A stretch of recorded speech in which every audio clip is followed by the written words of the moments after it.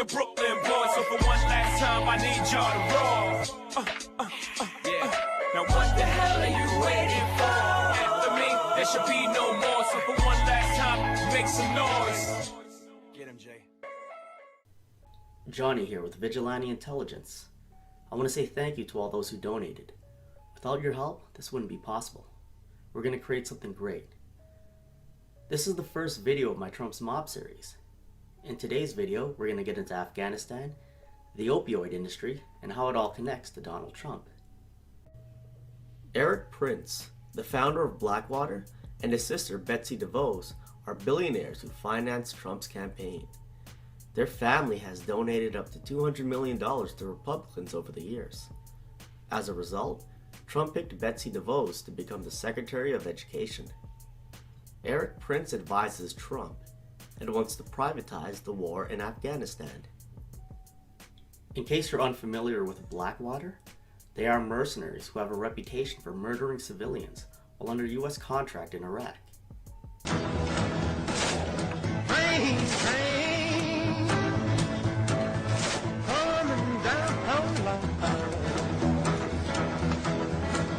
Well, it's bringing my baby. Oh, she's my, she's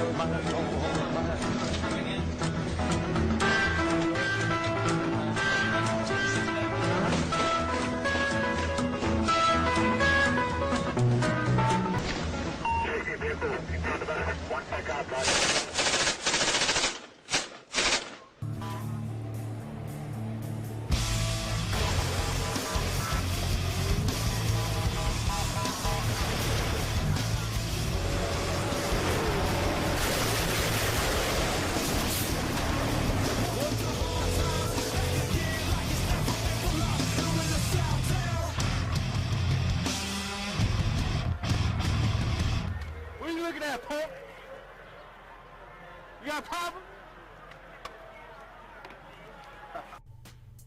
Prince's proposal was quickly rejected by Mattis and then National Security Advisor H.R. McMaster. If you are shooting at civilians for fun, that's terrorism, and that makes people want to kill you. That's exactly what happened to Blackwater in Fallujah back in 2004. This only leads to more chaos, which neither side needs. Mattis knows this from experience. You know, we are looking for every responsible nation to support peace in the subcontinent and across this war in Afghanistan that's gone on now. It's approaching 40 years. 40 years is enough. It's time for everyone to get on board, support the United Nations, support Prime Minister Modi, support President Ghani, and all those who are trying to maintain peace and make for a better world here. So we are on that track. It is diplomatically led as it should be, and we'll do our best to protect the Afghan people as the diplomats work to end the war. Qadir Shah, spokesman for Ghani's National Security Council, accused Prince of having a colonialist type of arrogance and called him a war profiteer who stands to make $10 billion a year from such a plan. There is consensus amongst our political leadership and people that it's a terrible idea, Shah said. It will never happen. Well, think again. After Mattis resigned, Blackwater USA took out a full-page ad in the January-February 2019 issue of Read Cole magazine with the company's logo and a message saying, "We are coming."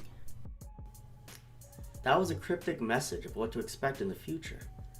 The war in Afghanistan is not yet privatized, which brings us to another military contractor who has Trump's ear. Steven Feinberg is the CEO of Cerberus, which is the parent company of DynCorp.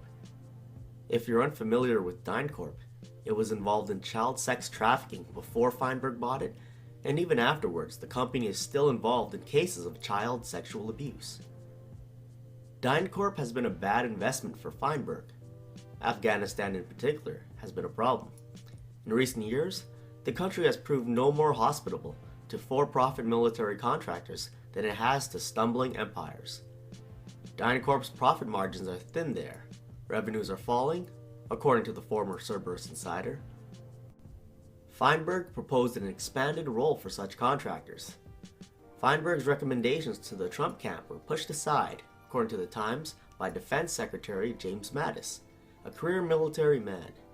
But given Trump's openness to outside counsel, and in particular his interest in the ideas of other billionaires, it's possible that Feinberg's ideas could resurface. Feinberg is yet another billionaire who financed Trump's campaign and then got put into a government position. It's very important for you to understand who these people are tied to. Feinberg is the CEO of Cerberus, which bought Bank Leumi in 2007. Bank Leumi has been laundering money for the Jewish mob for decades. Trump chose Feinberg, a Mossad asset, to lead the spy advisory panel.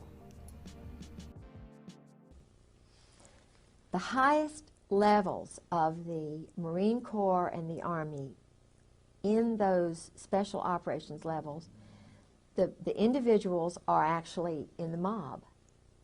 New Jersey. You're talking about the mafia type mob? I'm talking about the Brooklyn, New Jersey mob. My husband, Al Gray, Sheehan, they're all Brooklyn. Cap Weinberger. Heinz Kissinger, there's the Boston mob, which was shipping weapons back and forth to Northern Ireland.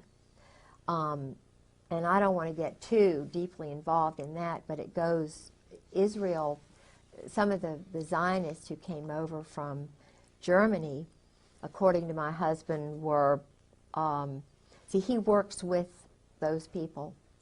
They do a lot of money laundering in the banks, cash transactions for the drugs that they're bringing over through Latin America, the Southern Mafia, the Dixie Mafia, which is now my husband's involved with in Miami. The military are all involved once they retire. They're, you know, they go into this drug and secondary weapons sales. Guns, drugs, and prostitution rackets have been going on there for decades. You have to be an idiot to think someone in bed with the mob is going to put an end to it. A lot of the alternative media has been painting Trump as a hero, while ignoring his connections to the mob and shady military contractors. Yes, it's cheaper to privatize the war, but then it would be a business. It's never going to end.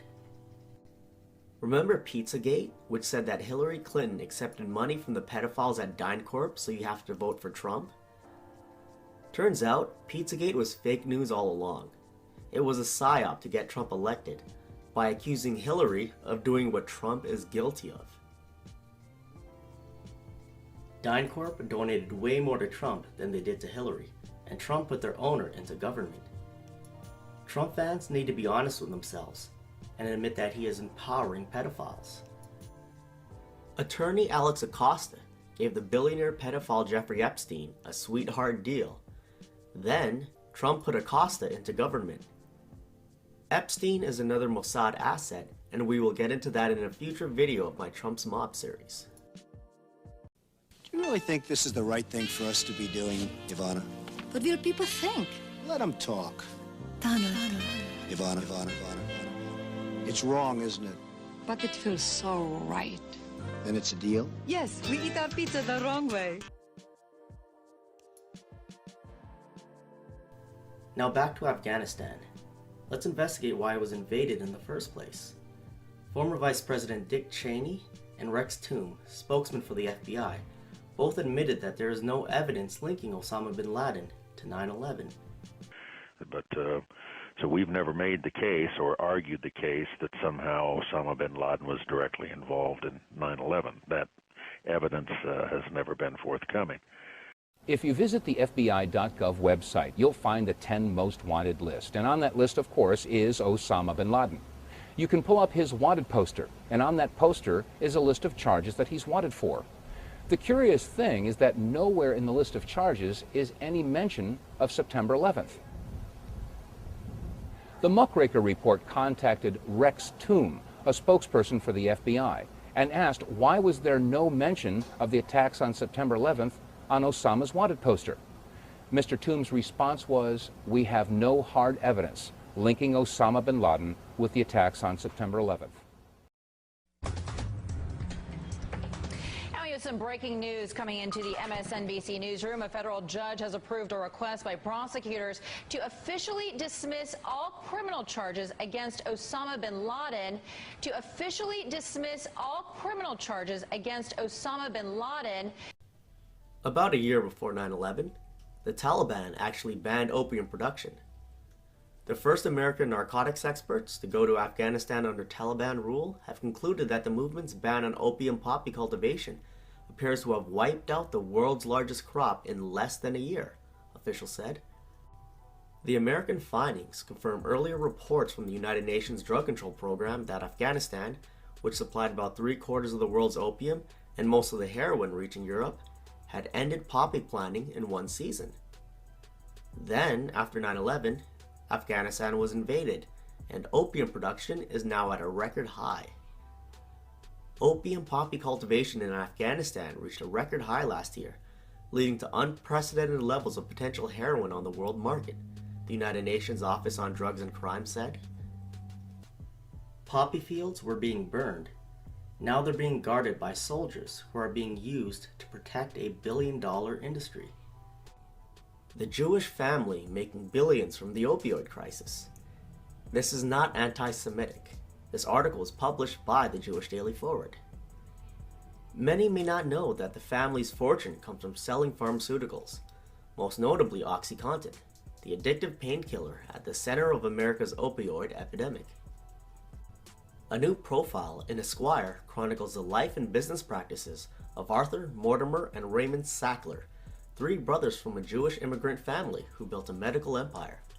Their descendants privately owned Purdue Pharma, which was instrumental in using lobbying and advanced marketing techniques to convince doctors of the need to manage patients' pain, and then prescribe OxyContin to manage it. In 2007, Purdue was fined $600 million by the federal government for lying to doctors about the potential for patients to abuse OxyContin. The U.S. government secured a criminal conviction against Purdue Pharma in the mid-2000s, but failed to curb sales of the drug after Rudy Giuliani reached a deal to avoid a bar on Purdue doing business.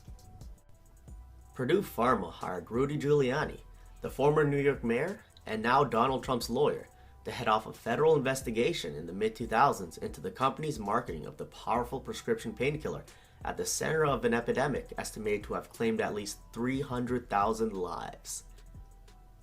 Trump's lawyer is making it possible for the genocide of Americans to continue, so that a wealthy few can profit. The former New York mayor also secured an agreement that greatly restricted further prosecution of the pharmaceutical company and kept its senior executives out of prison. Investigators waded through several million of Purdue's internal memos, marketing documents, and notes from sales representatives. Brownlee's office discovered training videos in which reps acted out selling the drug using the false claims. This was pushed by the company to be marketed in an illegal way, pushed from the highest levels of the company that, in my view, made them a criminal enterprise that needed to be dealt with, said Brownlee. Giuliani's claim to fame is prosecuting the Italian mob. We're all aware he did not do it for moral reasons. He did it so that the Jewish mob could fill the power vacuum. And he did it with Michael Chertoff, whose mother, Olivia Eisen Chertoff, was a Mossad agent. Now, we're going to go to the late Michael Collins Piper's article on American Free Press, titled Rudy G., Godfather of the Russian Mob. He sources Robert Friedman's book, Red Mafia. Friedman is an award-winning Jewish journalist who died 2 years after the book was published. Friedman pointed out that U.S. law enforcement, including the FBI, actually did little to impede the growth of the Russian crime syndicate while it was establishing itself on American soil. The reason, he said, a large part of the problem was political. The Russian mob was predominantly Jewish. Friedman revealed that as far back as 1992, an FBI spokesman, Joe Valaket, admitted that the Russian mafia has the lowest priority on the criminal pecking order. Concurrently, Patrick Cotter, one of the Justice Department's prosecutors who nailed famed Italian-American crime figure John Gotti, frankly admitted to Friedman that if we don't begin to address the problem now, we'll be running around asking ourselves how the hell this Russian organized crime got so big, and how we can get rid of them. Cotter was saying that the Russians started bringing in Israelis of the Russian-Israeli alliance in the world of New York organized crime. Cotter said, their main thing is drugs. They are very, very tough. These guys are trained professional soldiers, and they are not afraid of anybody, including the Italians. Giuliani and Chertoff, who helped the Jewish mob take over, are both influential in the Trump administration. Trump appointed Samantha Ravitch, deputy chairwoman of the Intelligence Advisory Board. She is a senior advisor to the Chertoff Group, founded by Michael Chertoff. Trump puts yet another Mossad asset into a position of power. And this followed over into other reports, also there on September 11th, about vans in the area, white vans. In one case, a van was picked up by police and people arrested at the access to a major bridge. The van was filled with explosives, and the two people in it were Israelis. In Bergen, New Jersey, same day, a van with several people in it had set up cameras. Before the first plane hit, they were filming the Twin Towers, and they were celebrating. High fives. It was a good thing for them. Residents called police. Police arrested them. All 5 were Israelis. All of the Israelis who were apprehended in those vans were later released in about 2 months at the direction of Michael Chertoff, then the second director of Homeland Security, a dual U.S.-Israeli national.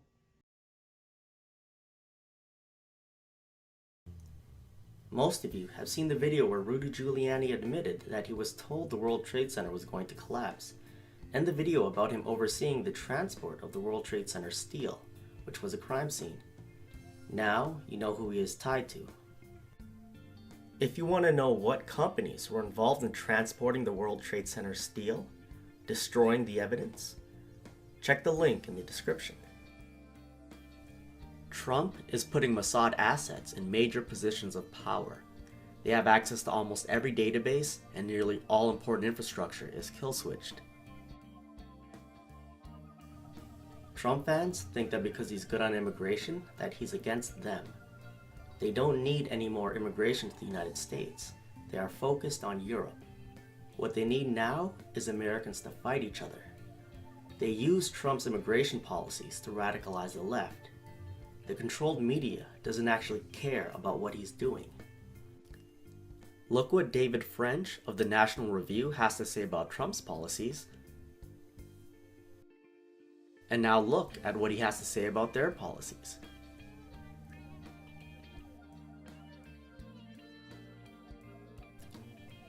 The next video in my Trump's Mob series will be about Russian collusion. It's a big project and it'll take a lot of time and effort. So any support would be greatly appreciated. I'll see you all next time. Peace. Already the show goes on all night till the morning. We dream so long. Anybody ever wonder when they would see the